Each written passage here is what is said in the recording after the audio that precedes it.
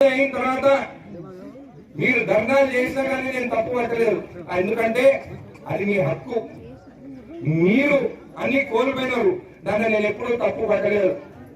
మీకోసం వచ్చినాను, మీకోసం నిలబడతాను, మీకోసము మీ ప్యాకేజ్ సాధించే వరకు మీకు ఖచ్చితంగా నిలబడతాను, మీతోనే ఉంటానని చెప్పి మాటిస్తూ మన సీఎం రేవంత్ రెడ్డి గారు నాకు మొన్న ఫోన్ చేసినప్పుడు చెప్పిండు, ఖచ్చితంగా ప్యాకేజ్ కంప్లీట్ చేయాలి, మనం వాళ్ళకి అండగా నిలబడతాను, నువ్వు వాళ్ళకి నా తరఫున భోజనం పెట్టు, వాళ్ళని కలువు, వాళ్ళతో మాట్లాడు, వారికి భరోసా ఇవ్వమని చెప్పి సీఎం గారు నాకు చెప్పడం జరిగింది.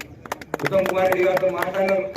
నేను ఎమ్మెల్యే అయిన తర్వాత మహబూబ్ నగర్ మీటింగ్ ఉండే, ఆ రోజు పైసలు లేవు, గత ప్రభుత్వంలో పైసలన్నీ మొత్తం వీళ్ళకి లోన్లకే అయిపోయినాయి, లోన్లు తెచ్చినారు, లోన్లకే అయినాయి, మన దగ్గర డబ్బులు లేవు, పైసలు లేవు, కరువైన వారికి చేస్తామంటే ఆ రోజు నేను ఒక పని చేయండి, కరువైన వారికి చేయండి, ఎవరు భూములు అయితే పోయినాయో వాళ్ళ భూములు వెనుకకి ఇచ్చేయండి అని చెప్పి, లేకుంటే ప్రాజెక్ట్ కంప్లీట్ చేయండి అని చెప్పిన.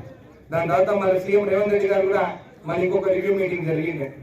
ఆ రోజు ఉత్తమ్ కుమార్ రెడ్డి గారు కూడా అవును 70% కంప్లీట్ అయింది, ఇంకా 30% కంప్లీట్ కావాలి అంటే అప్పుడు సీఎం రేవంత్ రెడ్డి గారు ఇమీడియట్ గా ఖచ్చితంగా, ఎందుకంటే పాల్మూరు రంగారెడ్డి లిఫ్ట్ ఇరిగేషన్ గా కరువైన వరకు నీళ్లు వచ్చేది కేవలం 2 లక్షల ఎకరాల వరకే ఆయకట్టు ఇవ్వగలుగుతాం, కానీ ఉదండపూర్ రిజర్వాయర్ కాడికి నీళ్లు వస్తే 8 లక్షల ఎకరాలకి నీళ్లు ఇవ్వగలుగుతాము.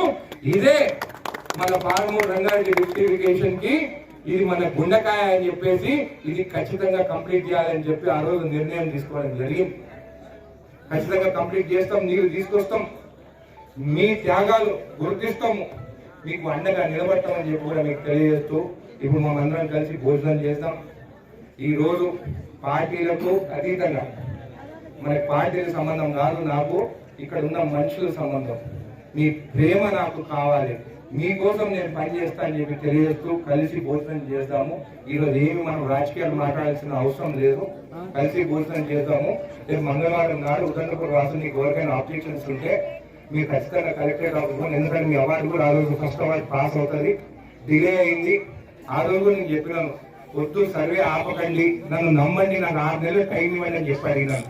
ఈ రోజు కూడా చెప్తున్నాను, మీరు పోండి, ఎవరికైనా ప్రాబ్లం ఉంటే చేయండి, అక్కడ కాకుంటే నా దగ్గరికి రండి, నేను కూడా కలెక్టర్ గారితో మాట్లాడి మీ సమస్యలు ఏదున్నా కానీ పరిష్కారానికి నేను సిద్ధంగా ఉన్నానని చెప్పి కూడా తెలియజేస్తున్నాను. డిసెంబర్ 9వ తారీఖు మన డెడ్ లైన్, దాని లోపల మనం అన్ని కంప్లీట్ చేసుకున్నామని చెప్పి కూడా తెలియజేస్తూ మీకు మరొకసారి ధన్యవాదాలు తెలుపుతుంది.